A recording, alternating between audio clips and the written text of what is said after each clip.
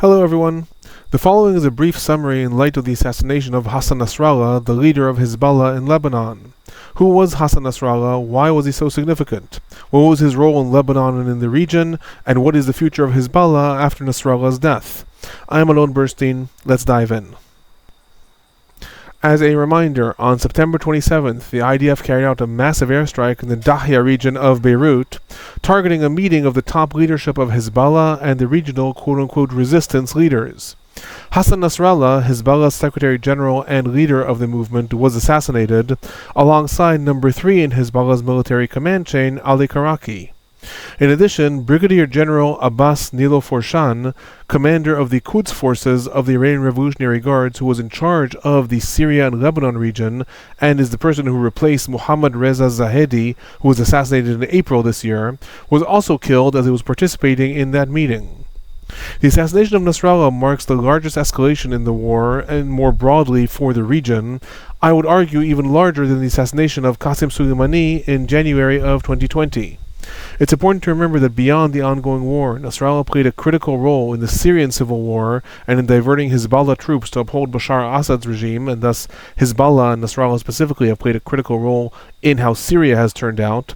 He was also instrumental in coordinating the regional quote-unquote resistance axis. Those are the militias that are loyal to Iran that are positioned in Iraq, Syria, Yemen, in northern parts of Syria, sometimes into Turkey, other parts of the Middle East. Nasrallah's role is very significant in shaping politics throughout the Middle East, and thus his death is very significant to the entire region.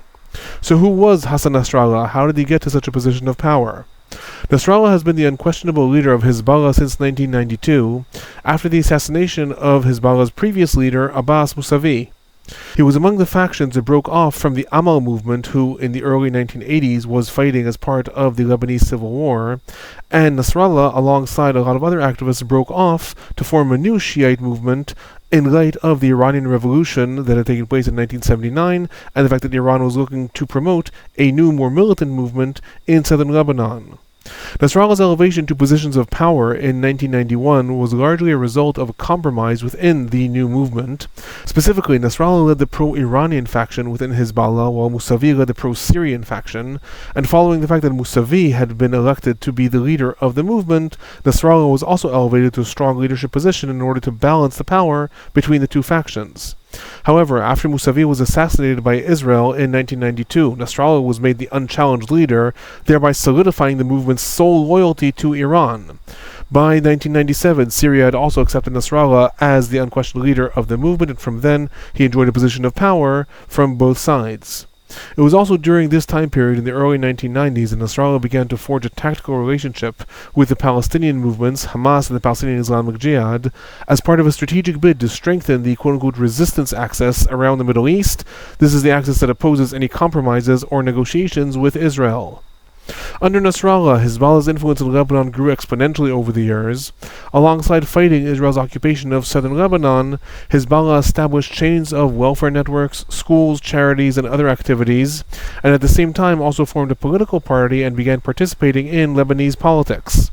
When the IDF eventually withdrew from southern Lebanon in the year 2000, Hezbollah was heralded as a hero and a defender of the country, managing to protect the Lebanese borders where the Lebanese army had largely failed. While Nasrallah's position in Lebanon fluctuated gradually over the next decade, specifically after the assassination of Lebanon's former Prime Minister Rafik Hariri in 2005, and as a result of the fact that Hezbollah was sending troops to fight in Syria during the civil war, regionally Nasrallah rose to the most dominant position in the quote-unquote resistance axis across the entire Middle East. In his roles, he served not only as the Iranian proxy in Lebanon, but also largely was Iran's ticket and influence into lots of other countries, playing critical roles in countless civil wars and political unrest across the entire region. Nasrallah was typically the one who, when there was civil unrest where in any country where there was a Shiite community, Nasrallah was very involved in creating a militia within that country, helping Iran to actually start to fund and possibly arm that militia. The Houthis in Yemen are a very, very big example of that influence. Now, with regards to Hezbollah's future after Nasrallah's death, the two most likely names that have been floated thus far as possible replacements for Nasrallah are Naim Qassem, Nasrallah's official deputy leader. He's been deputy leader of Hezbollah since 1991, and Hashem Safiaddin, who leads Hezbollah's Operations Council, which is somewhat akin to a shadow government in Lebanon. While Naim Qassem, quote-unquote, should be the next in line since he served as Nasrallah's deputy, he is considered to be much more of an ideologue and religious scholar rather than a militant leader. His role over the years has been more to articulate Hezbollah's ideology and focus on developing its educational and social networks. He has written many books about the history of Hezbollah and articulated its ideology, what it hopes to achieve within Lebanon and the Middle East. In turn, Hashem Safiaddin was a candidate to lead Hezbollah already in 1992 when he lost that position to Nasrallah, and has over the years assumed a much more active role in managing the movement's affairs. While the decision to appoint a successor is officially in the hands of Hezbollah's Shura Council, that is the religious advisory board, the decision is most likely going to be made in Iran and then carried out by the council. It's also important to note that the IDF is continuously carrying out attacks against Hezbollah even after Nasrallah was assassinated. Just a few hours ago, another prominent figure in Hezbollah, Hassan Yassin, who was a senior figure in Hezbollah's intelligence headquarters, was assassinated. Thus, while it appears that Hashem Safiaddin and Naim Qassem are the most likely figures to inherit the leadership, it is also possible that a lesser-known figure may be elected. As these more prominent figures are probably already being targeted by the IDF, it is possible that Iran and maybe Hezbollah will favor a lesser-known figure, thereby granting him more time before he is on the sights of the IDF in order to possibly solidify his leadership role. It is important also to note that we don't actually know how Hezbollah is going to look under this new leadership. Nasrallah has been the unquestioned leader for 32 years and has built up the movement. His personal ties to Iran have largely helped structure the way the movement operates.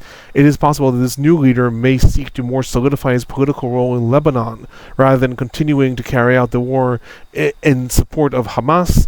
It is also in turn possible that a new leader may want to actually bolster his position with Iran by being even more active in the war in supporting Hamas and whatever Hamas dictates. Obviously, this remains to be seen. That is my brief highlight in order to answer a lot of questions that are coming in with regards to who was Hassan Nasrallah, what was his role, how did he get to such an important figure, and what is going to be Hezbollah's future within the Middle East. If you find these highlights informative, please do remember to hit that like button, subscribe, turn on notifications if you want to know when such summaries come out. If you have any questions or comments, feel free to leave them in the comment section below. I'm Alon Burstein. I'm a visiting assistant professor and Israel Institute fellow in the Department of Political Science at Tufts University. Thanks for watching.